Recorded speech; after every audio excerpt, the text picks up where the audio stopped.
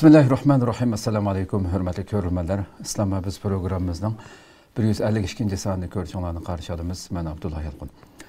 Qadirli görürmənlərimiz, əlbəttə, həməlağı məlum boğandək, yıllardan bir yan davamlaşdırıb kilovatqan bu proqramımızda hər bir musulman Qur'an, sünnət nuru asılı düşünüş gerek boğan xılmı-xıl mavzularını ayrım-ayrım temixan şəkildə huzuruna sunur kilovatımız. Allah subhanahu wa ta'aladan hər daim proqramımızda biz ümid qilib, tilab kelayotganimizdek sözləngan bu temalarni haqiqiy ravishda tushunib, shunun loyiq shaklda hayotimizga tatbiq qilgan asosda yashash ne'matini ato qilishini tavajjuh bilan Rabbimizdan so'raymiz. Qadrli ko'ruvchilarimiz, bugungi temamiz ustidan e'lonimizda bergandek, sunnat inkorchilarining g'oya nishonlari degan tema to'xtalganligimizni e'lon bergan. Albatta biz bu program jarayonimizda shu yillar ichida bu temada pat-pat qanchilg'an bo'lim desak bo'ldi.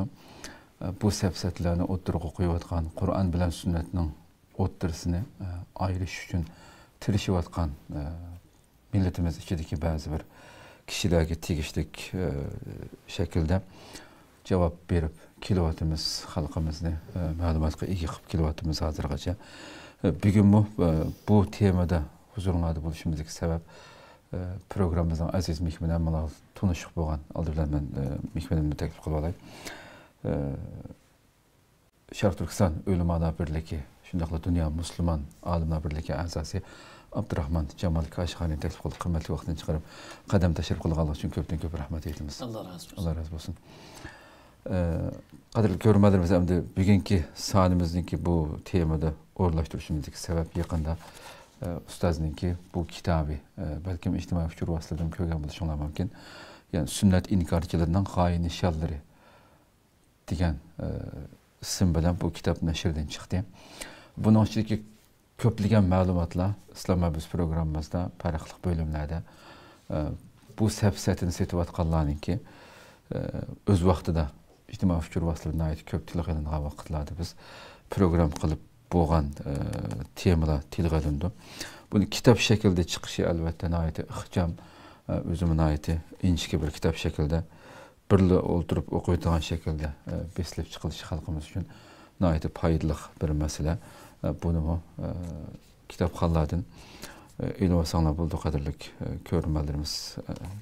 Bunun kitap shaklida o'tirib chiqishi nihoyatda güzel bir ish bo'lganligi uchun bilgan ham biz şu kitap hakkında hem bunu bir xulaslagan şekilde bir program qilaylik deb huzurlarda o'tiribdik. Programımız naq maydondan tarqatilib o'tdi. Facebook ve YouTube orqali ekran oldidagi nomerimiz, ijtimoiy fikr vositasidagi aloqa vositalarimiz orqali programmamizga aloqador har qanday fikr taklif bo'lsa, berishinglarni, shunday savollaringiz bo'lsa, so'rashinglarni umid qilamiz. Shunday ko'plagan qarindoshlarimizning foydalanish uchun ham bahrlab qo'yishni ham unutmaysizlar. Undaqda bevosita programmamizga kirib ketsak, hurmatli ustoz. Albatta biz buning ichidagi nurg'un mazmunlarni so'zlab qanchalagan qatim o'z vaqtida biz so'zlagan bo'lsakmi, aslatish har doim, chunki bunda fikrlar hali ham mavjud xalqimizning orasida. Bunda qaymoqtirayotganlar bor. Şuna pat-pat əsiltib duruş, hem bu kitabın yeni çıkış sübut bilan aldı bilan şu sünnet inkarçılarının qısqacha tarixi haqida to'xtalib o'tgan bo'lsak. Euzu billahi mineşşeytanirracim. Bismillahirrahmanirrahim. Cenab-ı Allah hamsına peygamberimizge dua selamlar olsun. Bu firqaninki yoki bu toifaninki tarix haqida qisqachalab to'xtalamiz, bo'lmasa uzun to'xtalish to'g'risida ayrim programmada ilgari to'xtalgandik. Allah'ın elçisi İslam Peygamber Muhammed Aleyhisselam bizge Kur'an-ı Kerim'ni, bu dinni ve bu dinnin asası olan Kur'an-ı Kerim'ni epkegini 14 esirden açtı. Hoş. Bu cereyanda Peygamberimizdeki izbasarları olan alimler, fukahalar, müctehitler Peygamberimizden izini besmandı. Bu alimler Kur'an sünnetke yeterlilik derecede es qo'shdi ya xizmat qildi. Shu vaqtning o'zida islom dinininki bugun qadar musulmonlarga sog' salomat yetib kelishiga zo'r ajrlarni singdirdi. Xo'sh. Islom maydoniga kelgandan tortib Ta bugun qadar islom karvonlarini yo'ldan to'sash, oqsitish uchun ichki va tashqi dushmanlar kam bo'lmadi. Tashqi dushmanlar oshkora bo'lgan bo'lsa-mu, ichki dushmanlar har zaman, har vaqt yangi ismda, yangi nomda har xil aqimlar bo'lib maydon kelib Peygamberimiz bu azg'un aqimlarniki pat-pat maydon chiqib turganligi va musulmonlarni ichki jihatdan ozdirishga uringanligi to'g'risida Alloh biron bizga xabar berib ogohlantirgan edi. Bu toifalarniki yoki bu azg'un aqimlarniki ichida masalan Shialar, Xavarijlar va Murji'i va boshqalar. Bugungi zamonda o'zlarini Qur'onchilar deb atavagan sünnet inkarchilarmi dal bu islom karvoni to'sqinlik qilayotgan, musulmonlarni qaymoq turishga, bo'lishga urinayotgan azg'un aqimlarniki qatorida tarixdan biri o'rin elib keldi. Xo'sh. Bularningki maqsadi, ya'ni o'zlarini Qur'onchi deb atavaganlarningki maqsadi bu nomga kirib bular islom payg'ambar Muhammad alayhisolamningki ta qiyomat qadar barliq insonlar uchun payg'ambar bo'lish alohidligini inkor qilmoqda. Eng cho'ng dushmanligi buni Muhammad alayhisolam hayot vaqtida payg'ambardi. Hayot vaqtidan keyin uning payg'ambarlik tugdi dedi. Bugun kema tugdi. Bundan keyin kammash bo'lgan insonlarning payg'ambarlik, risolat yoki nubuvvat deydigan muqaddas tugdi dedi. Fakat Kur'an'ı yetkizip koydu, ona peygamberlik alayı tugdi dedi. Bu sebepten ola bu sünnet inkarçılığı Peygamber Aleyhisselam'ın bütün sünnetlerini tutup mangan yolunu inkar kılıştı. Şu vaktin özde Kur'an ayetlerini tahlil kılıdığan, doğru düşünüdüğen, doğru yekün alıdığan en mühim bir pen ve madde var. Düşünüş asasları edeydiğen, Arapça bunu usul fikir deb atayımız. Bu ayetlerini yoki dini hüccetlerini ya dini tekstlerini tahlil kılıdığan, doğru tahlil kılıdığan, doğru düşünce aldığan, doğru yekün aldığan bu kaidini yoki bu metodunu inkar kılıştı. Bu dünyada her qanday bir ilimning bir qoidasi var. Qabul qilin. Hatto til o'rganmoqchi bo'lib qolsin, bir til uning grammatikasidan boshlab o'rgangan, uni e'tirof qildi. Ammo Qur'onni tushunishga kelgan vaqtida, tafsir qilishga kelgan vaqtida, bayon qilishga kelgan vaqtida buningki qoidasida bir butun bo'ldi, inkor qilishdi. Buning sababini bir ozga to'xtalamiz. Sunnet inkarchilaridan iborat bu azg'un toifa islomningki dastlab bosqichlarda maydon kelib, yo'qolib ketgan, ko'milib qolgan. Pat-pat beshini ko'targan bo'lsa-mi, bular davr süremeydi.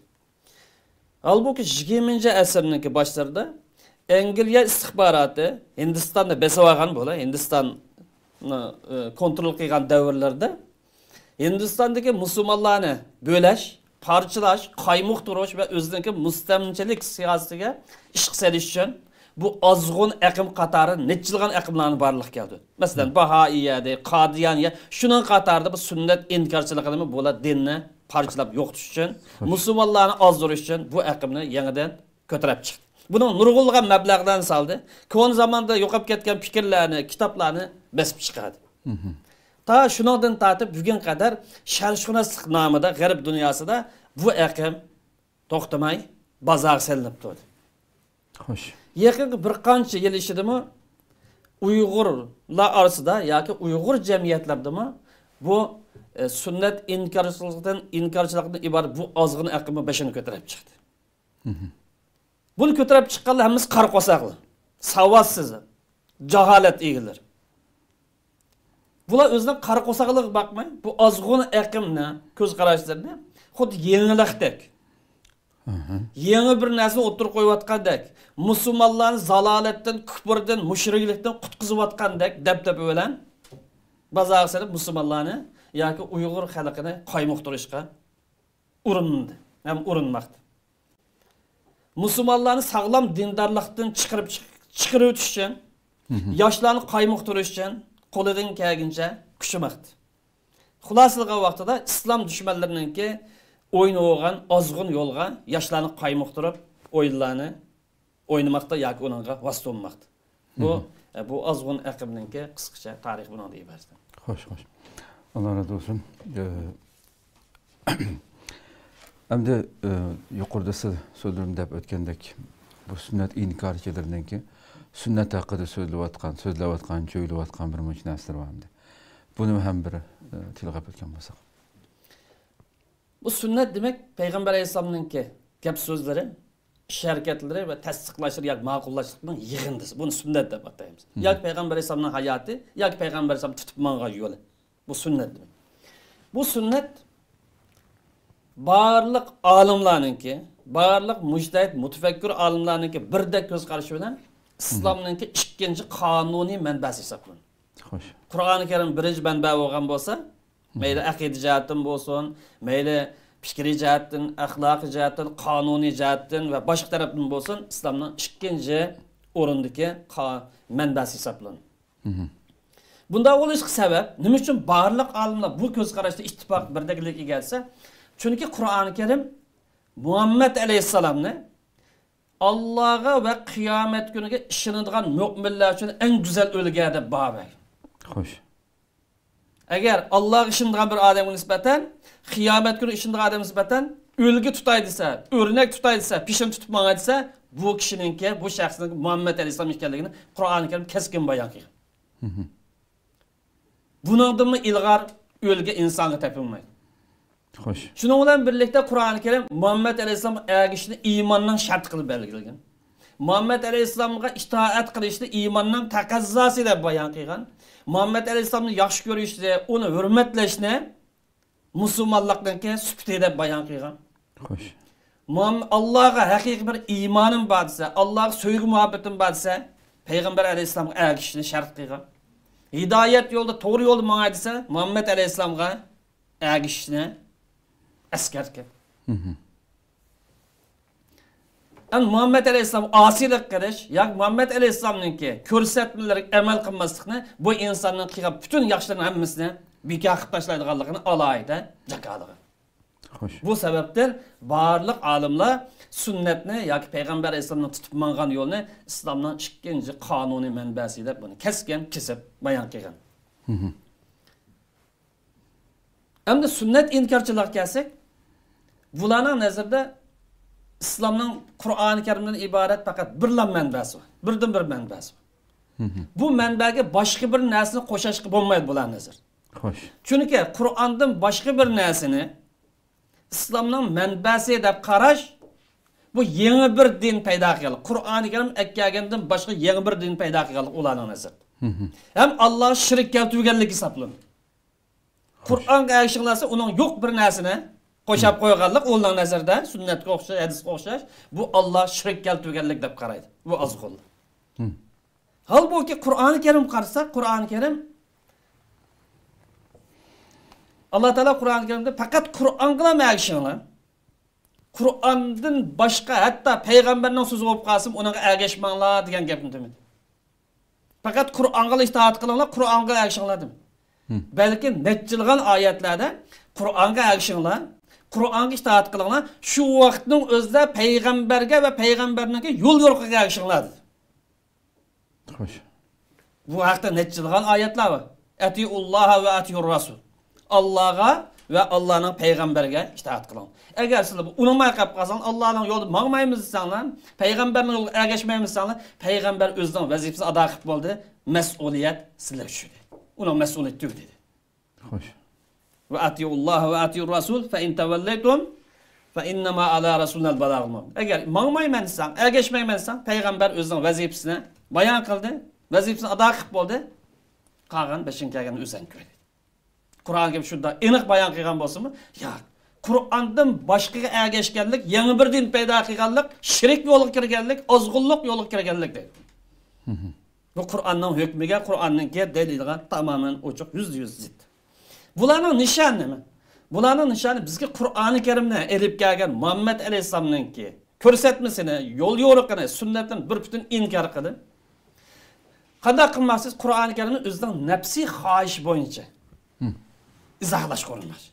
Qur'on haqida palapatish, kaskanmas, qoidasiz, o'lchamsiz, metodsiz, qalayimqan so'zlamoqchi bo'ldi. Xohlagan bir ideya, xohlagan bir falsafa, xohlagan bir tashviqotning vasitasiga bir vasita bo'lmoqchi. Xulosaligi vaqtida yangi bir dinni paydo qilmoqchi. Ya'ni islom dushmanlarininki ko'rsatmasiga uyg'on keldigan, islom zaharxandlik qilayotganlarninki tashviqoti uyg'on keldigan yangi bir dinni maydonga ko'tarib chiqmoqchi. Bu azg'unlik emasmi? Bu zindiqlik emasmi? Bu tuzkorlik emasmi? Eng cho'ng zalolat, eng cho'ng shirk bu emasmi? Aslida bularni aytib sunnat inkor qilish emas, Qur'onni o'zi xohlagan bir falsafa bilan. Hali marksizmcha, hali g'arbcha, hali xitoycha, hali marksizmcha, hali yangi nima bilan tafsir qilish orqali bular Qur'onning ruhini tamaman yo'qotmoqchi. Aslida nishon Qur'onni yo'qchi. Uningda ilgari bular sunnatni yo'qchi hujum qildi. Nimishqa desa, shu sunnat Qur'oni Karimni sog'lom tushunishdan, sog'lom amal qilishdan, sog'lom agishdanki, sog'lom yakun olishdanki eng cho'ng yo'l xaritasi. Qur'onning hukmi bo'yicha. Bular bu Qur'onda himoya qilgan, Qur'onni sog'lom bayon qilib turgan bu asosi yo'q deb aytgandan keyin Qur'onni xohlagancha izohlash, xohlagancha tafsir qilishdan iborat buning yo'li ochiladi degan bu bazani ochmoqchi. Bu sünnet inkarçılarına karşı, nimish yani sünnet inkar qilsa, sünnet ishongan olmaydi deydi. Çünkü bu sünnet yoki hadis degan bu narsa, ya'ni payg'ambarning so'zlari, ish harakatlari, payg'ambarimiz o'lib ketib 1-2 asrdan keyin hadisshunoslar deb atalgan yoki muhaddislar deb atalgan bu odamlar tarafidan to'qib chiqilgan rivoyat afsona deydi. Shunga ishongan olmaydi bu deydi. Xo'sh. Bularniki nazar. Demak, buniki İslam ulamalarına, sahabelardan tatip, tabiinlar ve onundan başka İslam ulamalarına bu derecede bundaq baha berişi bu İslam ulamalarının gücünü tamamen inkar qilganlik. Hem en yomoni ilim-fanlarning tarixini faqat tushunmaslik, faqat bilmaslik en yuqori darajaga chiqqan jaholatdan iborat. Bir narsani bilish uchun uningki tarixini bilish lazım. Tegiga cho'kash lazım. Buni o'zi qarqo'saq bo'lganligi uchun bu Uyg'ur siyosiy maydoniga chiqib olgan, o'zlarini Qur'onchilar deb atab olgan saxtpaz kazzablar yuqoriga o'xshash bu safsatini ko'tarib chiqadi. Amaliyotga qarasak, hadislarning to'planishi Hijriyaning 1-asrdan boshlanib bo'lgan. Sahobalar davrida boshlanib bo'lgan. Sahobalarning bir qismlari qalbida yodlab olgan bo'lsa, yodlab himoya qilgan, saqlagan bo'lsa, bir qismlari kitobcha, daftarlar orqali saqlagan, qoldirib ketgan. Tabiinlar, sahobalar bilan tabiinlarni qo'shgan vaqtida Hijriyaning 1-asrdan 53 dona hadis kitobi yozib qoldirilgan. Buni bu qarus qasoq, savotsiz Qur'on inkarchilari, sunnat inkarchilari bu haqiqatni bilmaydi. Xo'sh.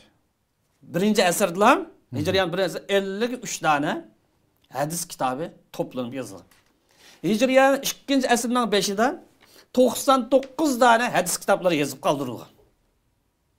Hem de bu yukarı gapda bu hadis degan asas yok. Peygamberimizin vafatının 1-2 asır ilgari yazıp kaldırılgan. Bunun misali Bukhari falan vaqti bo'lgan, Muslim falan vaqti bo'lgan deydigan bularning demek yo'g'in altın davrini misal qilmoq. Çünkü Bukhari'nin tug'ilgan zamani 3-asrga to'g'ri keldi. Yani bu hadis shunaslikninki hadis ilmining taraqqiyotini altın davrini misal qilib turib, hadis tarihi, hadisning to'planish tarihi, yozilish tarihi kechiktirilgan, shunga ishongan olmaydi. Amaliyotda Buxoriy o'xshash, Muslim o'xshash, Abu Davud, Tirmizi va uningdan boshqa sahih deb qaralgan kitoblar, mashhur kitoblar, bu ilgari yozilgan yuznecha parcha hadis kitoblardan to'plangan, tanlangan, turiga ayrilgan, to'g'risi to'g'ri, xatosi xatosi deb bu tekshirilgan, tadqiq qilingan. Shuning bilan birlikda bu hadisni yetkazgan yoki bu sunnat yetkazgan odamdan iz qo'g'lab o'lcham asosida, qoida asosida buni turga ayirib yozib chiqqan. Demak, bu dong chiqargan hadis shunasi sohasida bugungi islom dunyosida eng sahih deb qaralgan 9 dona kitobninki asl asos, yuznecha parcha asosi 1-asrda, 2-asrda yozilib bo'lgan. Buni bu sunnat inkarchilari yoki Qur'on inkarchilari bu haqiqatni bilmaydi bu saxtipaz. Qarqo'saq, bilimsiz, nadon bo'lgan bo'lsin. Ammo afsuski, bu millatning ansavistoni bo'lg'achqa, u dabchasi usul o'ynaydigan odamlar har zaman chiqib turdi. Xo'sh. Xo'sh. Endi tafsirshunaslik ilmidan xabar yo'q. Bu sunnat inkarchilarining. Biz oyat bo'yicha ma'nimiz, Qur'on bo'yicha ma'nimiz, Qur'onga amal qilamiz, tafsirshunaslik. Ya'ni oyat tafsir qilgan bir qoida bor. Har bir fanning, har bir ilmning qoidasi. Buningda xabarsiz. Hem ayetlerini yoki diniy hujjatlarni tahlil qildigan, tekshirilgan, tadqiq qildigan izlanadigan bir fan bor. Buningdan men xabarsiz. Bu qar qo'saqlar nima deydi o'zi? Allah Qur'onni himoya qilish kipil olgan, ammo sunnatga kipil olmagan. Demak, bu sunnat yolg'onchilikdan xoli emas, saxtalikdan xoli emas. Mana bularning eng cho'ng qarshi savosizligi, eng cho'ng nodonligi, bilimsizligi mishaldirlar. Biz kelar haftada bu haqda to'xtalamiz. Alloh taolo nima uchun Qur'onni qo'g'dash kipil olib, sunnatni qo'g'dash kipil olmagan degan bo'lgan shu biz. Buning dalili va bo'lsa, buning aytilgan dalili inna nahnu nazzalna zikra va inna lahu lahafizun. Biz zikrni tushirdik, biz uni himoya qilamiz degan oyatni aytdi. Demak, bu arab tilini bilmaganlik uchun, oyatlarni tahlil qilish qoidasini, metodini bilmaganlik uchun oyatning mazmunini tushunmaydi bu qarqo'saqlar. Bu yer zikrdan maqsad Qur'oni Karimning o'zidan emas, ilohiy tarafidan kelgan islom dini maqsad. Muhammad alayhisalom olib kelgan risola islomiy maqsad, islom dini maqsad.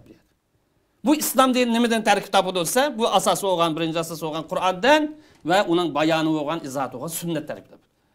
Biz buna kelar hafta buni dalil poklar haqida to'xtalamiz. Yana bu sunnat inkorchiligining qarshida islomda bir narsani halol qilish, harom qilish faqatlam yolg'iz Allohning haqqidir. Buning hech qanday bir insonning, hatto payg'ambar bo'lsin aralish haqqi yo'q. Payg'ambarning halol harom qilish haqqi yo'q. Buni nereden taptan sanısı?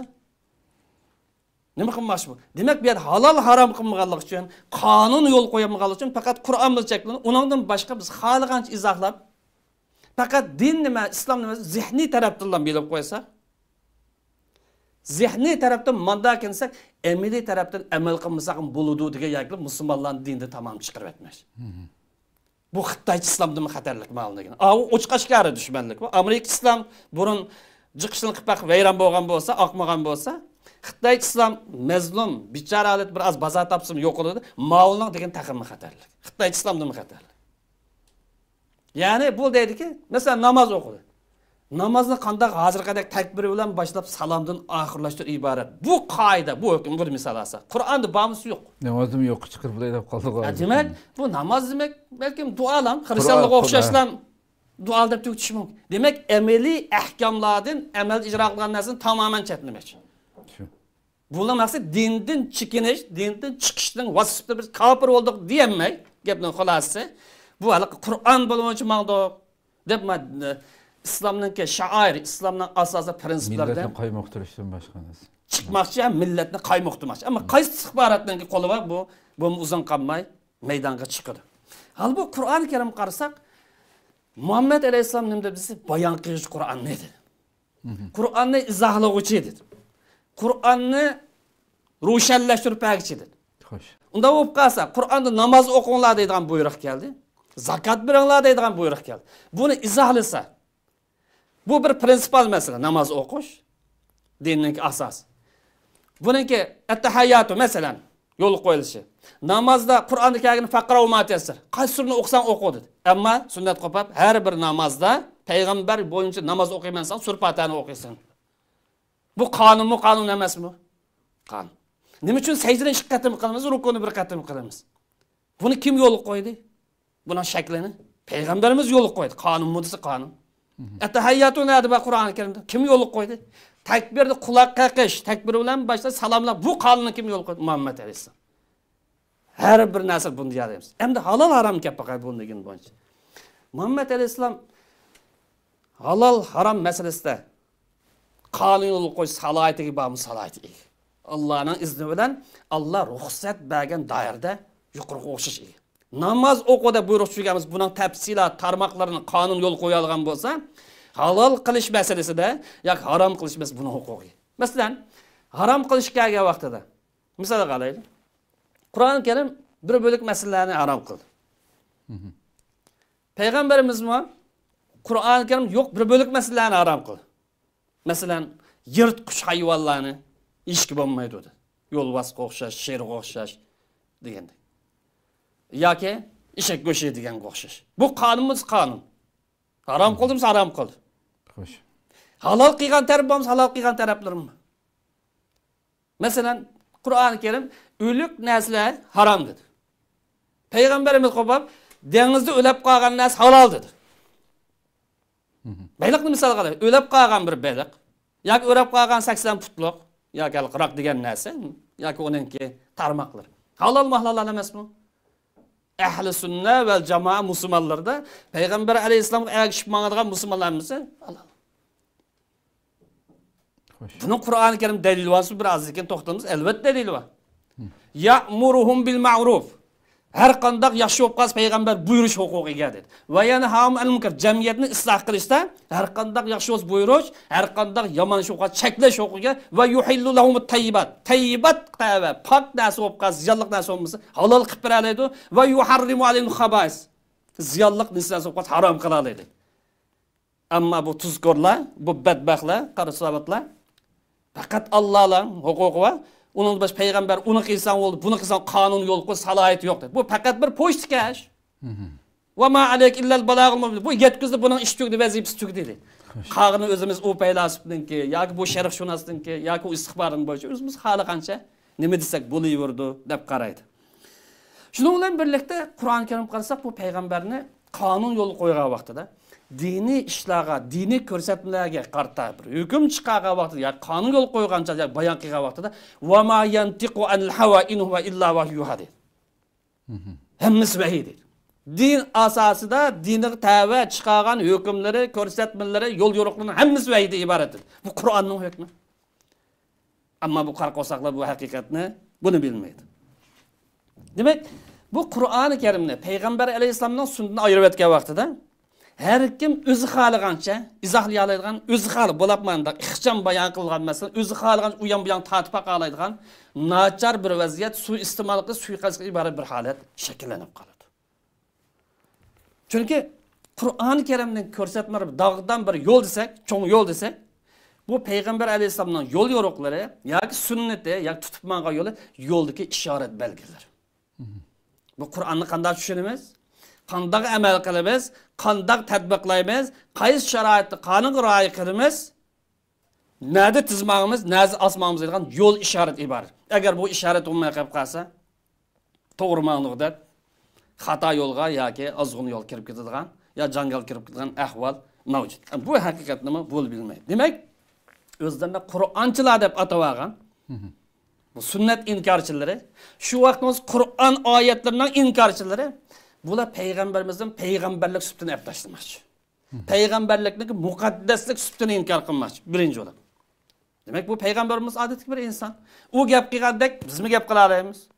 U bir narsa degan bo'lsa bizmi deya olamiz? Uningdan bizniki neyimiz kam demoqchi bu badbaxtligimiz. Payg'ambar alayhisolamning sunnatini inkor qilmoqda. Hem Peygamber Aleyhisselam'ın kıyamet gün kadar bundan keyin kemmeş olan insanların bir peygamber olduğallık olaylıkın bunu mu inkar kılmaktı? Bu xatarlik tarafı bu yer. Şunun bilan birlikte bu sünnet inkarçıları İslam tarihinden ta bugün kadar alimlarınki ilmi gücü olan, akli gücü olan, emgiki olan metod karakteri olsun. Sol fıkıha okşaş yoki ayetlerini yoki diniy hujjatlarni tahlil qilgan payt yoki islom qonuni bo'lsin, islom fiqhisi o'xshash yoki islom madaniyatiga tava bo'lib qolsin, islomdan hammani inkor qilmoqchi. Hammasi bekor. Qur'onning. Masalan, Imom Abu Hanifa Shafi'ni maqti. Men bilan Imom Abu Hanifa Shafi'ning nima farqi bor ekan? U deganni men deyalaman. Men qaldi odim tuman Qur'onning tarjimasi. Nada unda gap bor ekan? Nada teptigan Shafi'i bilan Malik yoki Ahmad yoki Abu Hanifa. Demek bir yerde örnekni yo'qotma. Peygamberning örnekini yo'qotmoqchi bo'ldi birinchi qilib, usbatun hasana deganni inkor qildi. Kofirlik ham shart bo'ldi. Demek peygamberni inkor qildi. Peygamberning yo'lda mangan mujtahid, mutafakkir fuqarolarimizni bundan örneklim yo'q deb o'zini katta bir yerga chiqarmoqchi. Bu azg'ullar. Shunga bular bu dinni va bu dinning asosi bo'lgan Qur'oni Karimni olib kelgan Muhammad alayhisolamning sunnatidan tamoman Qur'ondan ayirib o'tib din düşmanlarınınki g'arziga maqsadga uyg'un keladigan yangi bir dinni o'ttirga chiqmoqchi, oxirgi maqsad. Sunnat inkorchilarining oxirgi nishonimiş. Balkim bunday keng programmamizda to'xtalishimiz mumkin. İbrahimiye deb atalgan 4-5 yil ilgari bazaq salingan bir yangi bir din, islom, xristian, yahudini birlashtirilgan bu din bazaq salinmoqda g'arb dunyosi tarafidan. Bu mu bu planninki bir parçası bo'lishi mumkin. Demak, bu yerda Qur'onni tafsir qildiganqa cheklama, ko'rsatma, u bu yo'qolsa, shuni yig'ishtiriblar. Yangi bir din paydo qilamiz deb bugungi g'arb siyosati o'ttirib qo'yadir. Bu haqda ayrim tafsilot to'xtalamiz. Ma'volning degani Alloh burun boshlangan yangi bir din paydo qilish bu bir plan. Demak, bu nashr qilingan kitobning maqsadi sünnet inkarçılığı ibaret. Bu azgın aqimniki haqiqati mahiyatini açıp berish. Bularning shubhilarninki janda to'xtamaydiganligi, amaliyotga uyg'un bo'lmaganligi, insonni musulmonlikdan chiqarib tashlaydiganligi, xato yo'lga, aniq zalolat yo'lga, jahannam yo'li boshlaydiganligidan bu qarindoshlarimizni ogohlantirish maqsad.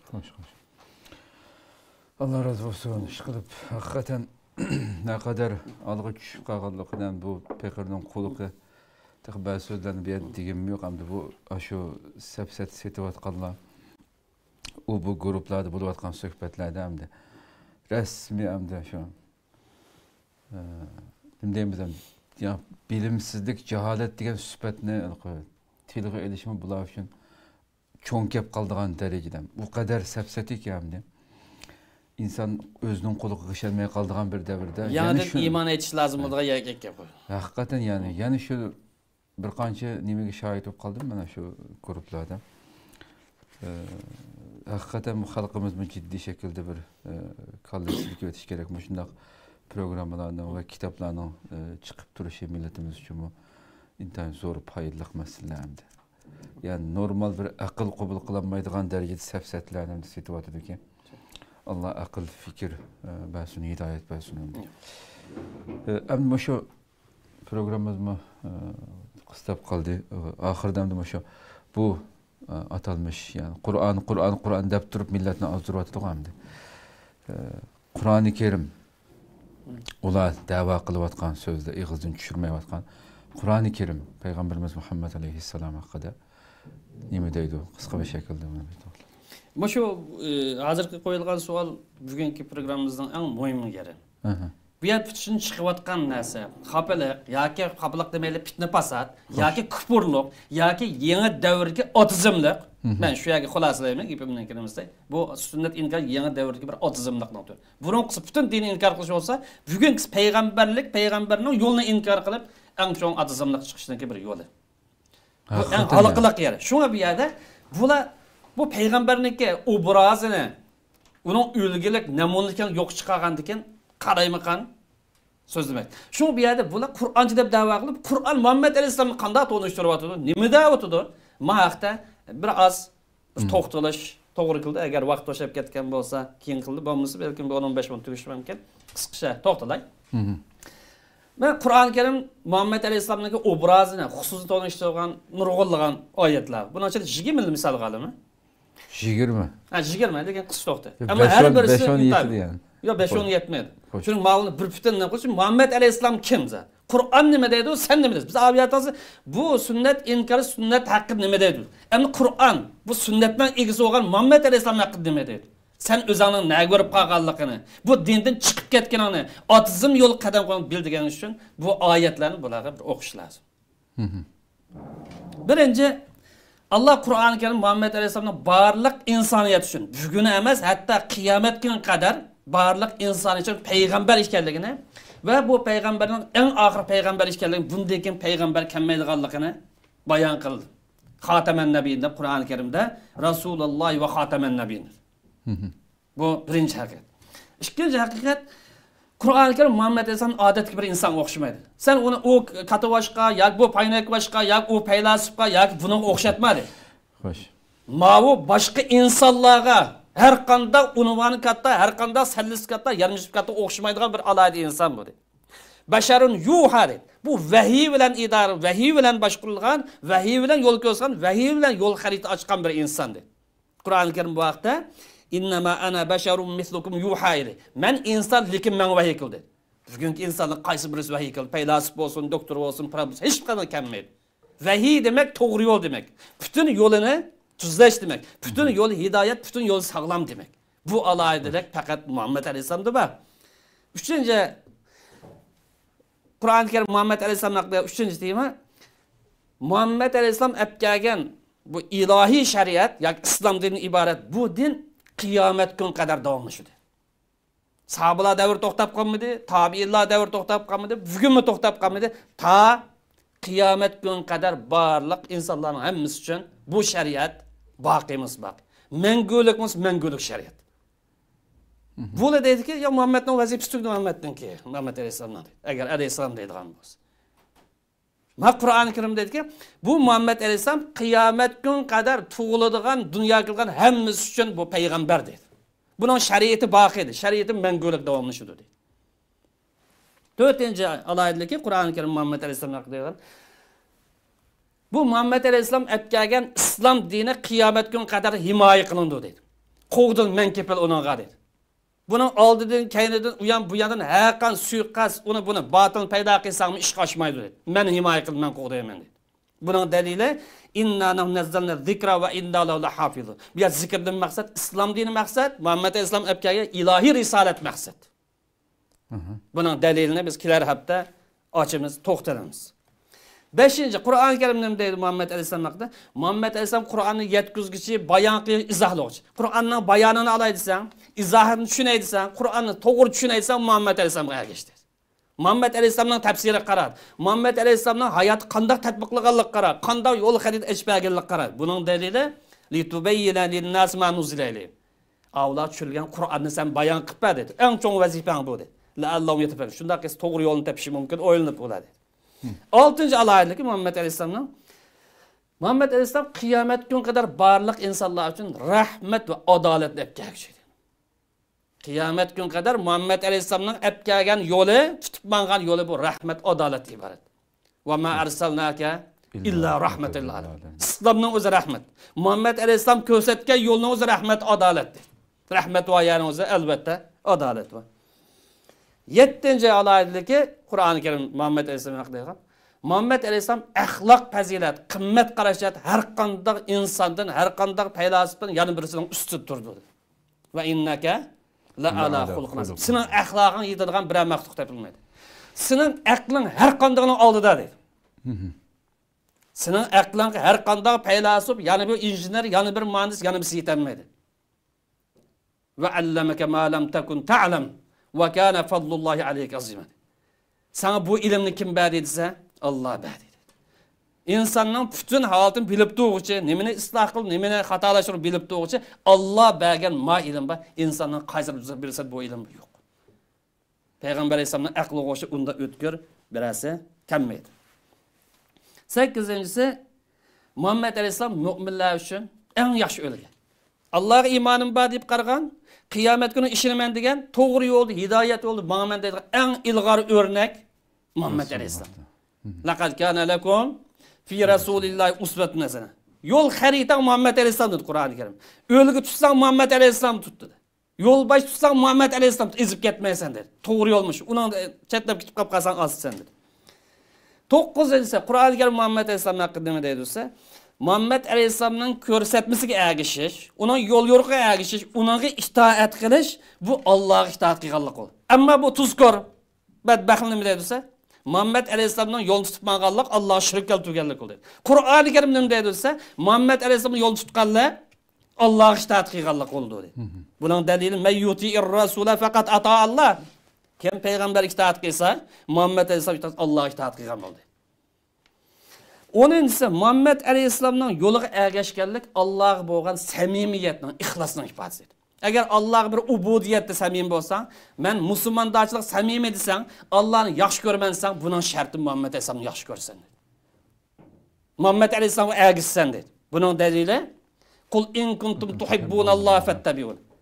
Agar sizlar Allohni yaxshi ko'radigan bo'lsangiz, mening yo'limni tutib manglar dedi. Menga ergashinglar dedi.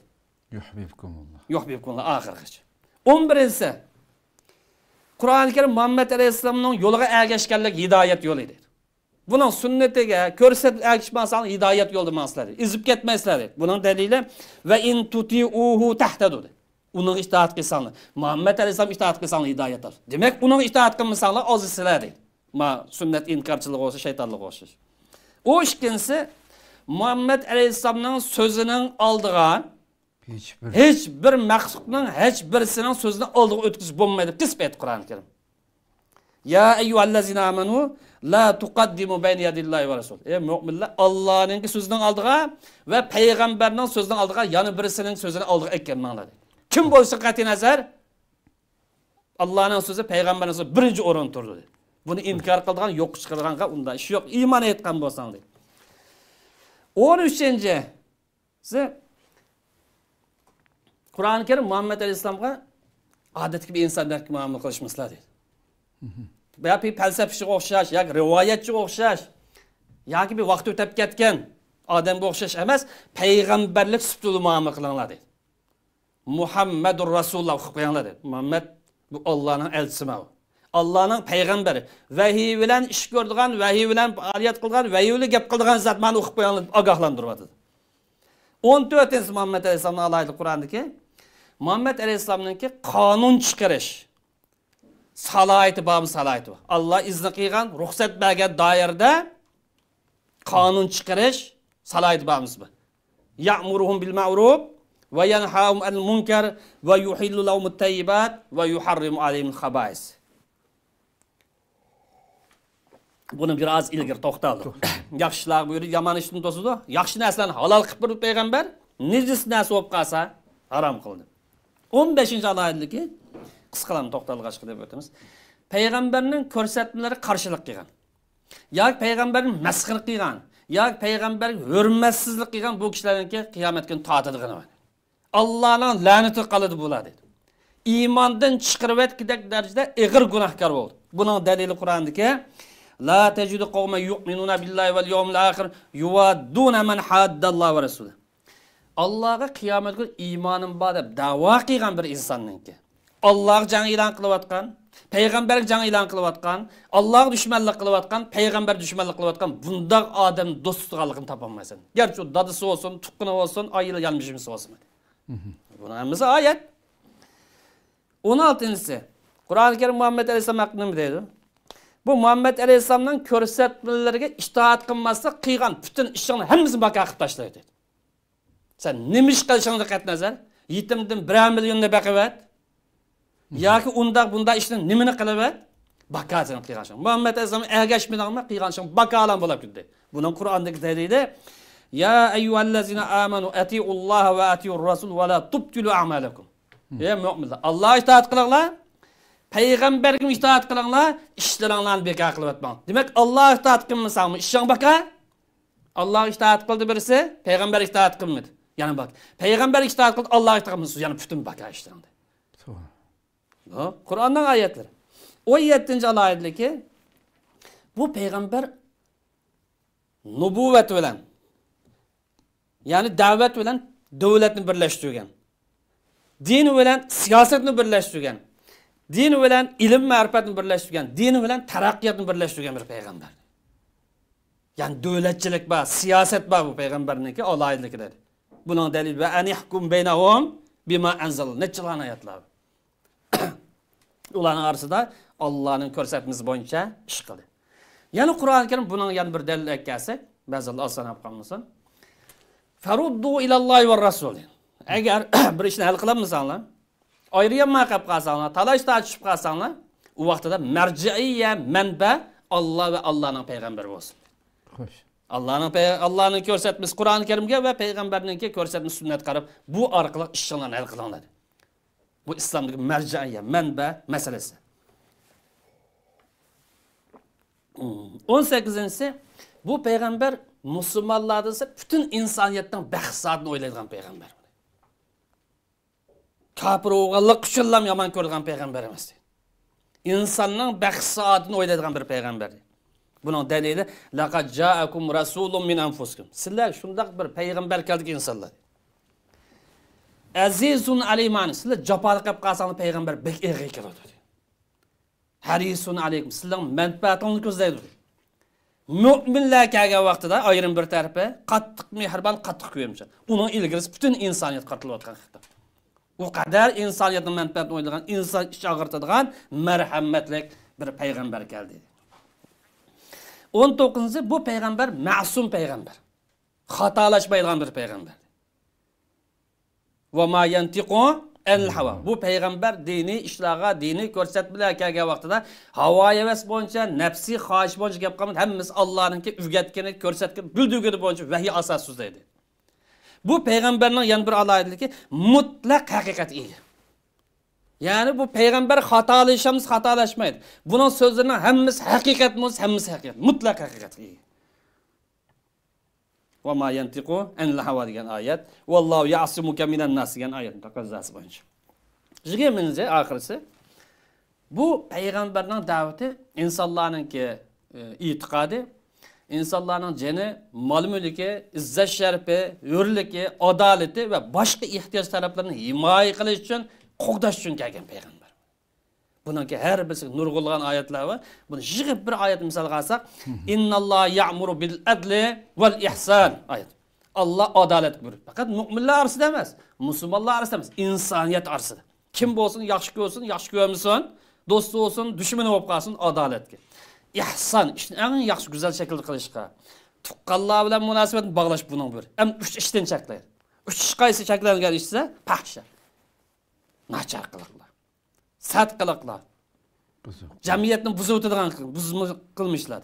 Anikan munkar, islomning ro'yiga, islomning prinsiplariga zid keladigan munkar xato ishlar. Aniga bag'i, tajovuzchilik, dushmanlik, zulm qilish buning hammasini cheklaydi.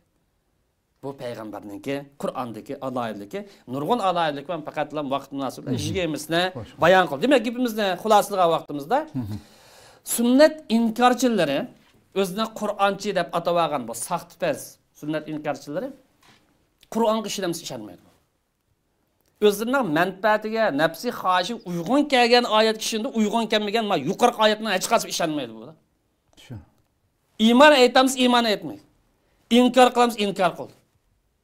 Xoligan bo'yicha balkim u ham bu yoqni tortib qish mumkin. Bu yerdan chiqib qolam degan. Demak, bir oyatni inkar qilib qolib dinimiz hukmini barliq olim ittifoq bilan. Kofir emasmi? Keskin kofir. Allohning so'zidan, kalomidan bir oyat inkar qilib qolgan odam keskin holatda kofir. Bular netchilagan bu nubuvvat haqidagi payg'ambarning xususiyat aloyligi haqidagi netchilagan oyatlarga ishonmaydi bu tuzkorlar. Demak, bular Qur'onchi degan gibi %200% yolg'on. Qur'oncha emas bu. Qur'onni inkor qiluvchi, sunnatni inkor qiluvchi. Bu Qur'onni inkor qilishda ilgari sunnatdan boshladi. Bak jamiyatdan bir putan axlatga o'xshash, axlat etilmaslik uchun o'zlarini chiroyli atab biz Qur'on bo'yicha yashaydiganlar, Qur'on bo'yicha ma'nodaganlar deydi. Amaliyat Qur'onni inkor qildi. Bu azg'un azg'un. Azg'un bo'lib eng yuqori azg'un. Shuning uchun zindiq deb hukmimizda ilgari berdi. Bugün onun qo'shab taqimma jamoatga, Uyg'ur jamoatiga tushunish qilish uchun bu zindiq desak balkim ko'ni atalg'i tonish qo'ygan bo'lsa tushunmaydi. Bugun yangi davrga otizmlikninki bir turi kirib ketganlar bo'ldi. Otizmlikninki yangi zamondagi, yangi davrga 20-asrdagi, 21-asrga bir shaklda iborat. Sunnat inkor. Bu qadar bir xatarlik bir ofat, xatarlik bir illat, ammo qarqo'saq savodsizlar tarafidan chiqib jamiyatni bir az qalayimqon qilib taqishga urin. Bu batıl olgan ki bir devir, belki bir neçe ay devir olsun bu axlat bo'lib tugaydi. Qur'onninki hukm bo'yicha. Ammo bu yer deydiganimiz qarindoshlarimizga bunun aldangan, bunu rasmiga deb qolgan, ikkilinib baqqan bu qarindoshlarimiz ehtiyot qilish lozim. Dunyodan biz salomat yashay, oxiratga borgancha Allohning oldida bir oq yuz bilan boray, sog'lom bir musulmon bo'lib yashay desa, bu azg'ullardan, zalolatlardan yiroq turish lozim. Ishonmaslik lozim, aldanmaslik lozim. Allah'a ve Allah'ınki hikmet hazini so'shgan payg'ambarniki yo'lga ergishib menishi ham bu Qur'on sunnatni taqimi yo'rtib beradigan, echib beradigan, sog'lom metod izohlaydigan olimlarning yo'liga ergishishi bu to'g'ri yo'lning taqozosi demakchi. Xo'sh. Alloh razı olsun. Ko'p rahmat. Hakikaten bu so'zning ustiga boshqa so'zni so'zlashning hojati yo'q, qadrli ko'rmadirmiz. Hakikaten ait muhim mazmunlarni qayta bir eslatgan bo'ldi ilgariki programmamizga qo'shimcha holatda. Hakikaten men ilgariki programmamizda shuna degan qo'yamdi. Bu shu fikrni o'tirib qo'yayotgan u yerda millatni qaymoqtirishga tirishayotganlar shuningdan xotirjam bo'linglarki, voy Qur'on deyotganlar sura Fatihani şu Fatiha'nın taqozosi bo'yicha o'qishni bilmaydi. To'yilg'i tushishga hozirman degandim. Hakikaten şundaq insanlar köpünkisi var bazan sunu qalayman qılıp qalan köpünkisi. Yani Arap tilinin qaidasi bo'yicha Qur'on Allah nazil qilgan Qur'onning taqazzasi bo'yicha o'qilish shaklida Fatiha surasini o'qimaydigan insonlar bugun Qur'on bilan insonlarni Qur'ondan yiroqlashtirayotgan. Bu so'zlar güzel bir söz oldu. Yeni zamandaki ateizmchilik, dinsizlik. Bu kemin Pekir'nin kuluqi bir qatim söhbət salonunda ciddi bir münazirəyə kirib qaldıq. İnsanlar sualını qayta sorasanız o özününki tamamen əməliyyatda bir dinsiz ikənligini ispatlab turayotgan gaplar hamdı. Voy men Qur'on yetib deyotgan insanlarning əməliyyatda dinsizlik yo'lda menayotganligini %100 his qilsamda. Bu darajada qo'rqinchli bir özününki hatta so'zlayotganlarningki birinci kısımdaki sözü bilen beşinci kısımdaki birbirine halka eğer kesip uyabe çaplap koyduğu aşıp kapkansa bir komediya şeklinde millet oturup Adil Mecit'ini köygende külüdüğün bir ehval çıkıyor. Bu kadar zıtlık var hem de. Birinci bölümdeki sözünden aşağı. Hazır kançılığın bölüm birisler var hem de. Yani birbirine zıt, birbirinden aşağı öte mesh külkilik bunu kandan işbadlaşan insan bazı acizlik qildi bularniki safsatalarniki qaysi darajada tetiqsizligidan Allah subhanahu va taala milletimizni hammamizni bu azg'urlikdan saqlab qolsin deb tilaymiz. Allah ömür bersa yana bir qatim misolni ko'rishgacha aman bo'g'aysizlar. Boshda buni deyishni unutib qolibman. Ma kitap bu yangidan chiqqan kitap bolalarning aqida to'g'risidagi savollari va javoblari ustozning bu nashrdan chiqqan. Bunu nəhayət qısqa şəkildə meyğizlik cavablar bilan farzandlarimizga birlikdə oxuş üçün nəhayət yaxşı bir material, kitab oldu. Bunun da faydalanışlarını ümid qılırıq. Allah ömür bəsi aldığımız qısadı görüşəyle. Esselamu aleyküm və rahmetullahi teala və barakatuhu.